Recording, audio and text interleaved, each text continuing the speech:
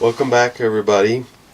Wanted to do another workbench review of a firearm that may or may not be familiar to you. As collectors, you'll probably be a little more familiar with this firearm than someone who doesn't collect seriously, possibly.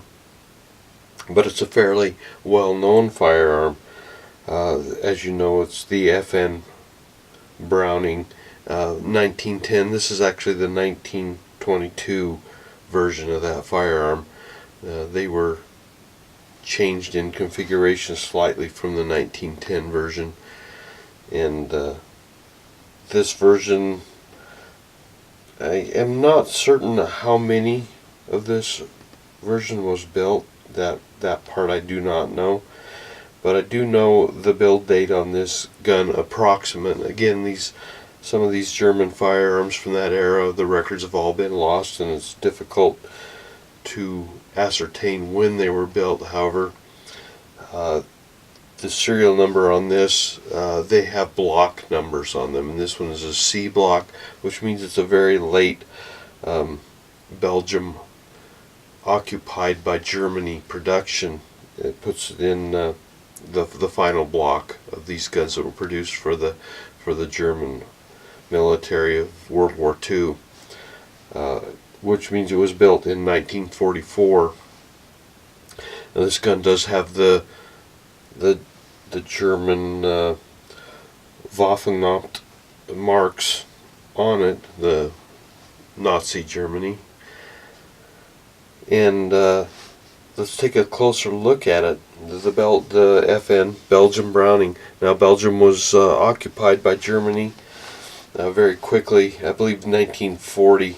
It was called the 18 Days conflict, and that's how long it took for Germany, using their very decisive and fast-moving blitzkrieg type war tactics that worked so well for them, expanding out and then utilizing other countries' resources to fuel their war machine. And this is an example of that. They liked this pistol, and FN had to build them for use by the German army. And of course, this is a Belgium Browning, so it's a Browning design.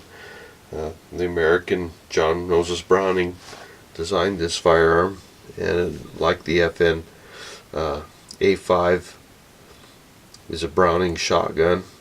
I have a couple of videos on that firearm, and that, of course, they ceased production on the Auto 5, and that shotgun I have is the first year production after World War II.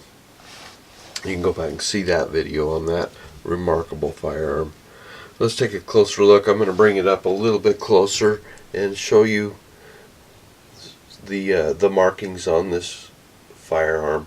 This was again part of a bundle I bought at auction to assist a fellow that was having some medical problems and needed to sell his firearm collection. It was a rather extensive World War II collection, and among other firearms.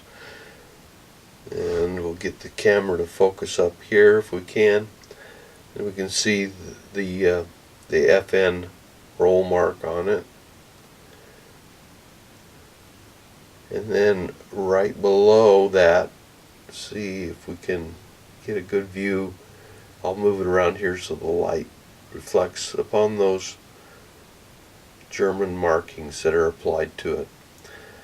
There were two of these guns for sale at the auction. This one had bring back papers accompanying it, and that was the one I was wanting, but unfortunately it went completely out of my price range. I could not swing that one, but I settled on this one. I imagine the price was in the $300 range with holsters.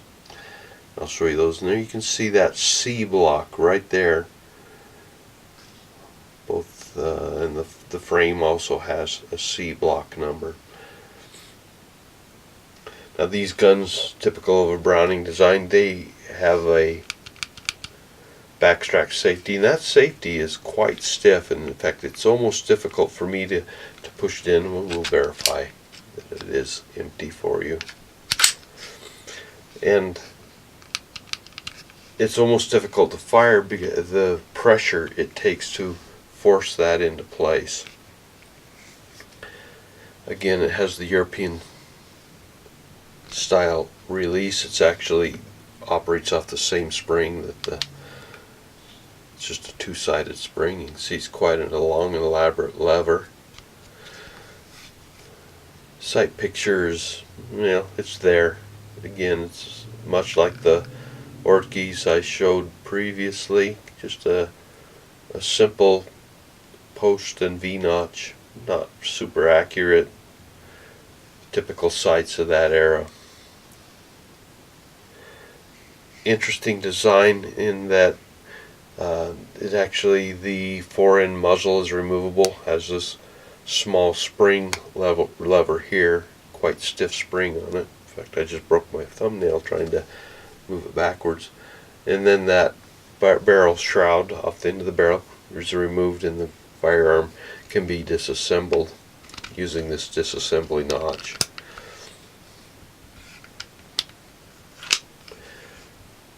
This one is chambered in. As you can, we'll move in on these. There's no chamber marking on the barrel of this one, but this one is chambered, another German marking. In the 7.65 Browning, or 32 auto, just as the Ortgies was. Germans and military police of the European nations were very much fans of that 32 auto cartridge that this one is in. The holsters that it came with, here's the magazines also. These are not German marked, but they do look period correct. They have the period finish on them, so I can't tell you if they are original to the firearm. You can see the correct markings on it, the FN markings. They will carry that particular type of marking if they are a period piece. It was a little fainter, so even though they probably should have the same German marking on the back of the magazine, which these don't, so I can't verify that they were original to the firearm, but I believe they are definitely era magazines. When I purchased the firearm, the holsters I came with, oddly enough, this holster came with it, and this is, the gun was in this holster when I purchased it, and this is actually a rather, probably almost as valuable as a firearm, rare and superb condition Luger P08 holster. As you can see, very typical Luger design holster. So that was kind of a bonus for me. I don't know if I will keep this holster. It might be something I sell. Like I say, they are quite valuable, particularly in this condition. It's unmarked, but it is definitely a German P08 Luger holster. The other holster is actually a Browning, a German police holster. I mark my holsters with tags so I remember which exactly firearm they go to. But you can see everything is a great fit in this very nice condition police holster.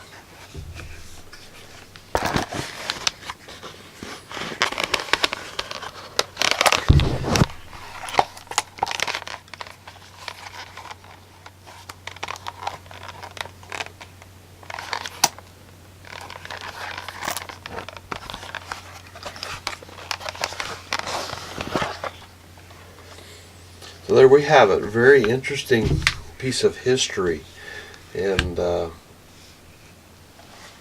particularly if you're interested in World War II, and the surrounding history of surrounding countries of Germany. This one particular one being from Belgium, and German used. Fascinating piece of wartime history. Again, available at fairly budget price, this one, for what it is. So we'll continue on with some more German firearms next, so make sure you subscribe, and we'll get that video up for you in the near future. Thank you.